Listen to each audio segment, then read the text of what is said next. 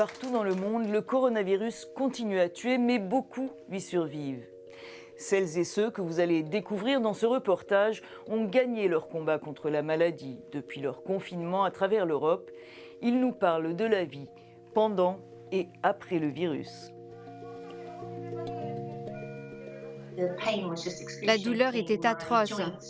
J'avais la sensation que mes articulations étaient en feu.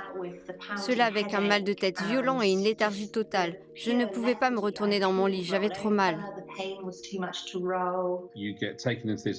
On vous emmène en salle d'isolement et tout le monde arrive en combinaison de haute protection. Ils vous branchent à des machines, analysent vos signes vitaux et à ce moment-là, ils m'ont dit que mon corps n'absorbait pas assez d'oxygène, que les niveaux étaient extrêmement bas.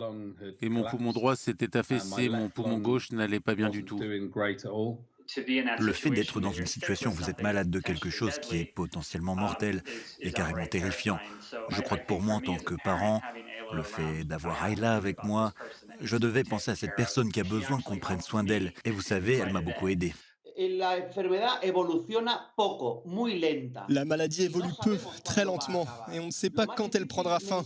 Le plus difficile mentalement est d'accepter que vous ne savez pas combien de temps durera le coronavirus. Moi, j'ai été infecté pendant 31 jours. Moi, ce qui a vraiment été le plus difficile, c'est de savoir qu'on avait besoin de bras dans mon service de réanimation et que j'étais à la maison asymptomatique à pas pouvoir faire mon travail. Et c'est dur pour mes collègues, pour nous, les conditions de travail sont extrêmement particulières, mais c'est notre job en fait. La nuit, on a fait un décès, c'est un monsieur qui était âgé, c'était mon patient, on va vers lui, on lui tient la main, on lui dit que sa famille aurait aimé être là, qu'elle ne peut pas par volonté, mais par obligation, et puis d'accompagner au moins les 5 dernières minutes, parce que ça, c'est compliqué, je trouve. Ça vous a fait quel effet quand on vous a dit que vous étiez guéri? Waouh! Waouh! C'était formidable, émouvant, impressionnant. Enfin, j'allais pouvoir revoir ma famille après presque un mois. C'était un moment incroyable, je ne l'oublierai jamais. Je me suis sentie vraiment bénie, vraiment privilégiée de faire partie des statistiques positives. Et mon fils m'a dit « Oh, c'est le plus beau cadeau que j'ai jamais eu, maman. C'est mieux que le Lego, oui. C'était vraiment un moment spécial. Je vais chérir ce câlin pour toujours. C'était incroyable. » L'autre partie est l'inconnu. On ne connaît pas les effets à long terme, on ne sait pas ce que ça veut dire, est-ce qu'on peut l'attraper à nouveau? Mais je reste toujours positif. Et à chaque fois que j'ai une baisse de morale, je remets les compteurs à zéro et je me rappelle que je reviens de loin. Retirez-vous quelque chose de positif de cette expérience? Toutes les choses qu'on a envie de faire, chaque petite chose qu'on a toujours mis de côté ou laissé tomber, ou auxquelles on n'a pas accordé d'importance, tout d'un coup, on veut les faire. On veut changer, devenir une meilleure personne, pour les autres et pour votre entourage. Pas d'un point de vue égoïste, mais on veut être acteur du changement. Les gens qui travaillent à l'hôpital sont merveilleux. Ces gens, cette façon de travailler, je les porte maintenant dans mon cœur. Et ce sera pour toujours, car c'est un aspect merveilleux du fait d'avoir vécu le coronavirus.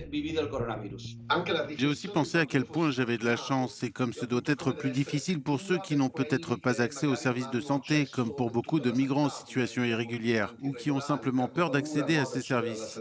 Je me suis sentie extrêmement, sublimement portée par mes proches et j'ai vraiment senti qu'ils étaient collectivement une force d'énergie positive pour moi. Je trouve ça gentil que des gens sortent de chez eux pour faire des choses comme aller faire les courses pour nous. Ils donnent de leur temps et ils prennent le risque d'attraper le virus. Alors, s'ils nous demandent de faire pareil pour eux, on dira oui, parce qu'ils l'ont fait pour nous.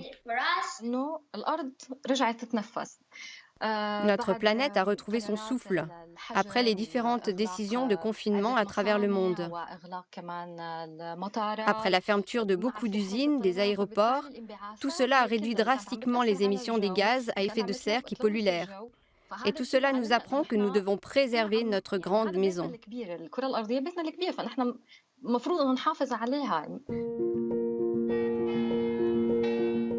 Lucie, s'il y a un message à faire passer à tout le monde. Restez chez vous. Restez chez vous. À notre échelle, enfin à l'échelle de chaque être humain, c'est la seule chose qu'on peut faire pour stopper. Moi, j'ai pas envie de demander est-ce que tu préfères qu'on mette un tube dans la bouche à ton papa ou à ta maman, parce que j'en ai qu'un en fait. J'ai 2 patients, j'ai un tube, j'ai un respi. On choisit qui? On choisit qui? Ton papa, ta maman, tu préfères qui? Et ça, c'est horrible. Cela vient d'une personne qui a combattu le coronavirus et a gagné. Et en fait, a gagné après une bataille très difficile. Nous devons rester à la maison. Peut-être que certains ne veulent pas se protéger, peut-être que certains veulent se faire du mal, mais ils n'ont pas le droit de ruiner la santé publique, de nuire à la société. Chérissez ces moments. Embrassez vos enfants. Appelez vos grands-parents. Montrez aux gens que vous les aimez, que vous êtes là, qu'ils vous manquent et qu'ils vous sont chers. Oui, vraiment. Surtout, il y a un message d'espoir, c'est que, bon, on arrive à s'en sortir dans des bonnes conditions. Donc, c'est surtout ça qui est important, de ne pas être fataliste et de se dire tout est foutu. Non, non, ça n'est pas vrai. Il faut conserver le moral et moyennant quoi, ça favorise quand même le retour à une vie normale. De se booster les énergies, de se booster l'immunité par un mental positif, autant que faire se peut. Ça me paraît capital. Je vous remercie de ce reportage positif. Je pense que c'est nécessaire, c'est capital. Il faut le répéter. On va y arriver. Évidemment. Il faut penser pas seulement à nous-mêmes, pas seulement à nos propres pays, mais au monde comme une entité unique. Sinon, ces choses continueront à se produire. Il faut travailler ensemble sur ces choses, non? Le monde entier doit ralentir et nous pouvons toujours communiquer.